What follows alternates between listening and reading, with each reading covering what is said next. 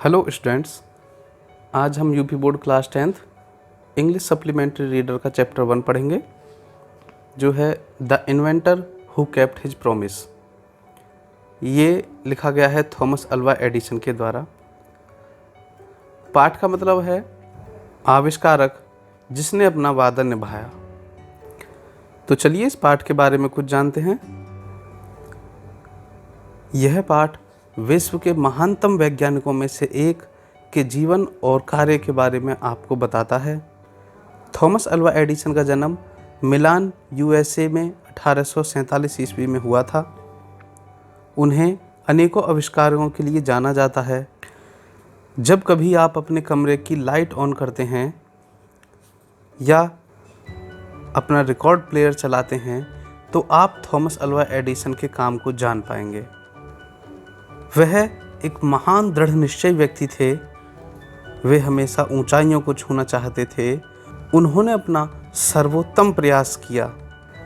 एक दिन उन्होंने पूरे संसार को इलेक्ट्रिक लाइट देने का वादा किया। 4 सितंबर 1882 को उन्होंने इस वादे को पूरा भी किया। ऐसा कहा जाता है उस दिन न्यूयॉर्क के 900 घर प्रकाश से जगमगा उठे। 21 अक्टूबर 1929 को उन्हें अमेरिका के राष्ट्रपति के द्वारा सम्मानित किया गया। तो चलिए इस पाठ को डिटेल में पढ़ते हैं। जब कभी आप रात में पढ़ना चाहते हैं, आप बस स्विच दबाते हैं और बिजली का बल्ब आपको रोशनी देता है। क्या आप जानते हैं बिजली के बल्ब का आविष्कार किसने किया? वह एक अमेरिकन नागरिक थे जिनका नाम था थॉमस अल्वा एडिसन। अपने बचपन में वह अनेक प्रयोग किया करते थे। उन्हें प्रश्न पूछने का शौक था और वह कभी संतुष्ट नहीं होते थे जब तक कि उन्हें सही उत्तर नहीं मिल जाए। उनके बचपन के बारे में अनेक कहानियां हैं। उनमें से कुछ इस प्रकार हैं। एक दिन जब छोटे एडिसन स्कूल में थे तो अध्यापिका बच्चों को चिड़ियाओं के बारे में बता रही थीं। वे खड़े हुए और अपनी अध्यापिका से पूछा, मैडम, मनुष्य पक्षियों की तरह क्यों नहीं उड़ सकता? अध्यापिका ने जवाब दिया, क्योंकि मनुष्य के पंख नहीं होते। छोटे लड़के ने कुछ क्षण के लिए सोचा और फिर से पूछा, लेकिन पतंगों के भी तो पंख नहीं होते, फिर भी हम उन्हें आकाश में उड़ा सकते हैं। क्लास के बाकी बच्चे हंसने लगे। अध्यापिका ने अपना धैर्य खो दिया। उन्होंने सोचा, यह लड़का मूर्ख और शरारती है, और उसने इसके माता पिता को इसे स्कूल से बाहर ले जाने के लिए कहा। उनके माता पिता उन्हें घर ले आए, लेकिन वह जानते थे कि वह मूर्ख लड़का नहीं है। जब यह घटना हुई, एडिसन उस वक्त केवल 8 वर्ष के थे। छोटे एडिसन ने अपनी मां को एक सबसे अच्छे अध्यापिका के रूप में पाया। वह उनके प्रश्नों का जवाब देने में, उनकी मदद करने में, उनकी अच्छी प्रगति के लिए पथ प्रदर्शन करने में पर्याप्त धैर्यवान थीं। वे चीज़ों को बहुत बारीकी से देखा करते थे और बहुत से प्रयोग भी करते थे। उनके कुछ प्रयोग बड़े मूर्खतापूर्ण थे, लेकिन उन्होंने उनसे भी बहुत कुछ सीखा। एक सुबह वह एक चिड़िया देख रहे थे। यह उड़कर ज़मीन पर गई, कुछ कीड़े अपनी चोंच में उठाए और उड़ गई। इससे एडिसन के दिमाग में एक विचार आया, चिड़िया उड़ पाती हैं क्योंकि यह कीड़े मकोड़े खाती हैं। मनुष्य भी उड़ सकता है यदि यह कीड़े मकोड़े खाए। उन्होंने ऐसा खुद से कहा। वह इस प्रयोग को किसी पर करके देखना चाहते थे। उन्होंने कुछ कीड़ों को पकड़ा, उन्हें कूटकर उनका मिश्रण बनाया और इसमें पानी मिला दिया। वे इस मिश्रण को नौकरानी की लड़की के पास ले गए और उससे कहा, यह बहुत शानदार मिश्रण है। यदि तुम इसको पियोगी तो तुम एक पक्षी की तरह उड़ सकती हो। आओ पियो इसे और देखो। बेचारी लड़की ने उसका यकीन किया और मिश्रण को पी गई। हालांकि वह उड़ तो नहीं पाई, लेकिन वह बीमार पड़ गई। छोटे एडिसन को उनकी मां ने आगे से ऐसे मूर्खतापूर्ण प्रयोग ना करने के लिए चेतावनी दी। एक बार वे अपनी मां के साथ मुर्गी पालन फार्म में गए। वहां उन्होंने एक मुर्गी देखी। यह अपने अंडों पर बैठी हुई थी। उन्होंने अपनी माता से इसके बारे में पूछा और उन्होंने जवाब दिया, यह मुर्गी अपने अंडे सें रही है। कुछ समय बाद अंडों से चूजे बाहर निकल कर आए। छोटे एडिसन ने सोचा, मैं अंडे क्यों नहीं सें सकता। अगले दिन वे 1 दर्जन अंडे लेकर आए और उन पर बैठ गए। कुछ समय बाद वे उठे, इससे कुछ हुआ तो नहीं, ना ही उन्हें कोई चूजे मिले। उन्होंने बस इन अंडों को तोड़ दिया और अपनी शर्ट खराब कर ली। उस दिन इनकी माँ ने इनकी अच्छी खासी पिटाई की। वास्तव में कितना अजीब लड़का था, है ना। वे इन सभी प्रयोगों में असफल हो गए, लेकिन उन्होंने इनसे कुछ न कुछ सीखा। उन्होंने यह सीखा कि उनके यह विचार गलत थे। वे किताबों के शौकीन थे और उन्होंने बहुत सारी किताबें पढ़ी थीं। उनके पिता उनके द्वारा पढ़ी गई हर एक किताब के लिए उन्हें 25 सेंट देते थे। वे उन्हें विस्तृत रूप में पढ़ते थे और जो जेब खर्चा उन्हें मिलता था उससे वे और ज़्यादा किताबें खरीदते थे और उन्होंने एक छोटी प्रयोगशाला भी स्थापित कर ली। उनकी माताजी ने उन्हें प्रोत्साहित किया और उनके प्रयोगों में भी उनकी मदद की। कुछ समय के बाद एडिसन को लगा कि उन्हें अपने प्रयोगों को जारी रखने के लिए ज़्यादा धन की आवश्यकता है और वे ज़्यादा किताबें खरीदना चाहते थे, क्योंकि उनके घर पर जितनी किताबें थीं उन सबको उन्होंने पढ़ लिया था। वे बाहर जाना चाहते थे, नई जगह और नए लोगों को देखना चाहते थे। वे नई किताबों को पढ़ना चाहते थे और अपना ज्ञान बढ़ाना चाहते थे। इसलिए उन्होंने रेलवे में नौकरी करने का निर्णय लिया। शुरुआत में उनके माता पिता को उनका यह विचार पसंद नहीं आया, क्योंकि वे उस वक्त केवल 12 वर्ष के थे, लेकिन वे सहमत हो गए जब उन्होंने उन्हें अपने निर्णय के अच्छे कारण बताए। इसलिए एडिसन डेट्रॉइट शहर से आने जाने वाली ट्रेन में अखबार बांटने वाले लड़के बन गए और इस तरह उन्होंने यात्राएं की। उन्होंने अखबार, मिठाइयाँ, फल बेचकर पहले दिन $2 कमाए। शाम के भोजन के समय उन्होंने अपनी माता से कहा,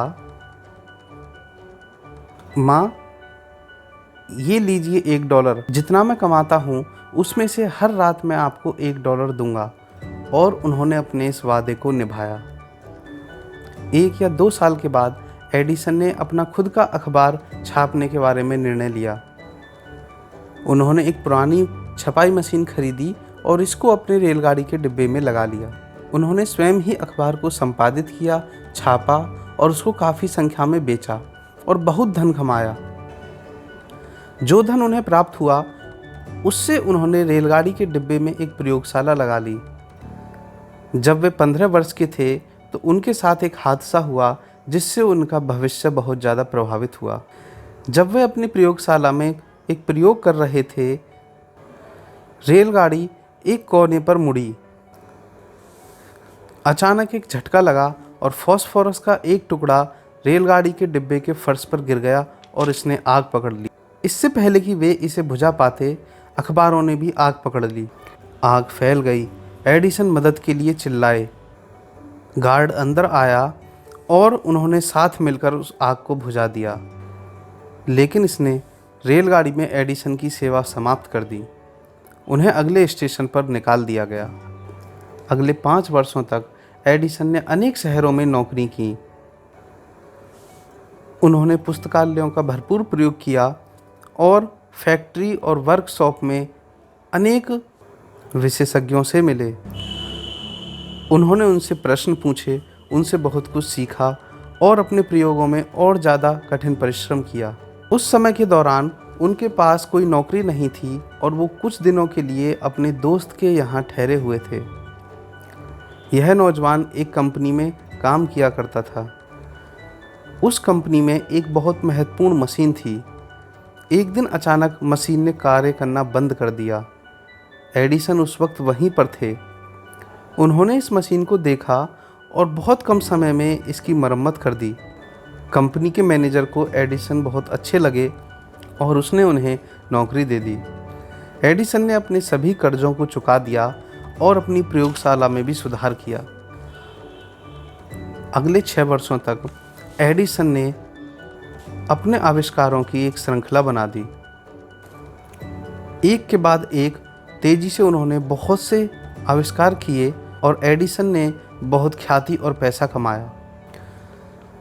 1877 ईस्वी में एडिसन एक ऐसी मशीन पर काम कर रहे थे जो मनुष्य की आवाज़ को पुनः तैयार कर सके। अगले वर्ष उन्होंने वास्तव में एक ऐसी मशीन बना ली। उन्होंने इसका नाम टॉकिंग मशीन रखा, जिसे आज हम ग्रामोफोन के नाम से जानते हैं। उसी वर्ष उन्हें वॉशिंगटन में व्हाइट हाउस में आमंत्रित किया गया। यह उस घर का नाम है जहां पर संयुक्त राज्य अमेरिका के राष्ट्रपति निवास करते हैं। एडिसन राष्ट्रपति को अपनी नई मशीन दिखाने वहां गए। इससे वह पूरे अमेरिका में प्रसिद्ध हो गए। अब वह एक सफल और समृद्धशाली व्यक्ति थे। उन्होंने इसका श्रेय अपनी मां के द्वारा की गई मदद, प्रोत्साहन और अपनी खुद की मेहनत को दिया। मार्च 1878 ईस्वी में उन्होंने बिजली के बल्ब पर काम करना शुरू किया। उन दिनों लोग मोमबत्तियों और तेल वाले लैंपों का प्रयोग किया करते थे। उनके पास बिजली के बल्ब नहीं थे। एडिसन ने 2 वर्षों के अंदर उन्हें बिजली का बल्ब देने का वादा किया। जब उन्होंने ऐसा कहा, सभी वैज्ञानिक उन पर हंसे। उन्होंने कहा, यह असंभव है, लेकिन एडिसन ने इसकी बिल्कुल भी परवाह नहीं की। उन्होंने और ज़्यादा मेहनत की। उन्होंने लगभग 1000 प्रयोग किए, लेकिन सभी में असफल हो गए। लेकिन उन्होंने अपनी उम्मीद नहीं छोड़ी। मुझे लोगों से किए हुए अपने वादे को निभाना चाहिए, उन्होंने खुद से ऐसा कहा और फिर और ज़्यादा मेहनत की। वह वक्त के साथ दौड़ लगा रहे थे। अंत में लगभग 1200 प्रयोगों के बाद वे बिजली का बल्ब बनाने में सफल हो गए। 1880 के नव वर्ष के दिन उन्होंने और उनके कर्मचारियों ने अपनी प्रयोगशाला के ऊपर बिजली के बल्ब को लगा दिया। पूरे अमेरिका से लोग इस महान दृश्य को देखने के लिए आए। एडिसन ने लोगों से किया हुआ अपना वादा निभाया। 4 सितंबर 1882 को पहली बार न्यूयॉर्क शहर बिजली के बल्ब के प्रकाश से जगमगा उठा। एडिसन ने प्रथम विश्व युद्ध के दौरान अपने देश की सेवा की। एडिसन ने युद्ध के समय 40 आविष्कार किए और उन्हें उनकी सेवा के लिए मेडल से पुरस्कृत भी किया गया। सन 1929 में बिजली के बल्ब के आविष्कार की रजत जयंती धूमधाम के साथ मनाई गई। संयुक्त राज्य अमेरिका के राष्ट्रपति ने एक बड़े आयोजन में उन्हें बुलाया और सम्मानित किया। एडिसन राष्ट्रपति का आभार प्रकट करने के लिए उठे, लेकिन वह अचानक बीमार पड़ गए।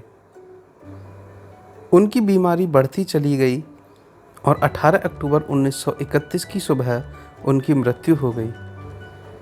इस प्रकार एक ऐसे व्यक्ति का महान और उपलब्धियों से भरा जीवन समाप्त हो गया, जिसने मानवीय जीवन और उसकी खुशियों को धनी बनाया। एक बार उन्होंने कहा था, मैं कभी ऐसी किसी चीज़ का आविष्कार नहीं करूँगा जिससे जीवन नष्ट हो। मैं लोगों को खुश करना चाहता हूँ। उन्होंने यह भी कहा, संसार बहुत लंबे समय तक अंधकार में रहा है। मैं संसार को बहुत ज़्यादा खुशियाँ और बहुत ज़्यादा प्रकाश देना चाहता हूँ। उन्होंने अपना वादा निभाया। उनका ग्रामोफोन हमें खुशियाँ देता है और उनका बिजली का बल्ब हमें प्रकाश देता है। आज हमारे देश और संसार को एडिसन जैसे और लोगों की ज़रूरत है। प्रत्येक लड़के और लड़कियों को उनके महान उदाहरण का अनुसरण करना चाहिए। तो स्टूडेंट्स, ये थी कहानी थॉमस अल्वा एडिसन के जीवन की। आपको इस कहानी में सबसे अच्छा क्या लगा, ये हमें कमेंट बॉक्स में ज़रूर बताइएगा। तो स्टूडेंट्स, इसके बाद इस पार्ट के क्वेश्चन आंसर्स भी हम आपको आसान तरीके से कराएंगे, जिससे आप परीक्षा में अच्छे अंक प्राप्त कर सकें। ये पार्ट आपको समझ में आया हो तो चैनल को लाइक कीजिए, सब्सक्राइब कीजिए और बेल आइकन को दबाकर ऑल पर क्लिक जरूर कीजिए। तो स्टूडेंट्स, मिलेंगे अगली वीडियो में अगले चैप्टर की कहानी के साथ। तब तक के लिए जय हिंद, जय भारत।